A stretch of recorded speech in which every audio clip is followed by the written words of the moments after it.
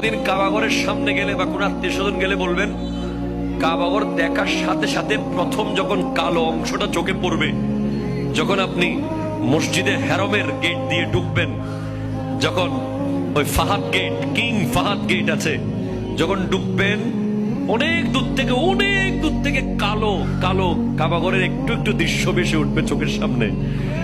তখন দোয়াটা করবেন, কি দোয়া করবেন কয়টা? যখন কয়টা? একটা দোয়াই কবুল হবে দেখার সাথে সাথে। কাবা ঘর দেখার সাথে সাথে প্রথম যে দোয়াটা করবেন ওটা কবুল করবেন কে? এখন শিখে নেন, অনেক মানুষ জানেন না হিকমত।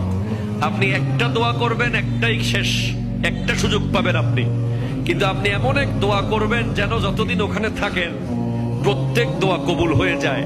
এই হিকমতি দোয়াটা শিখে নেন। আপনি বলবেন, আল্লাহ আমি 10, 12, 15 যতদিন এখানে থাকবো, যতগুলো দোয়া করব সব কবুল করে নিয়েন।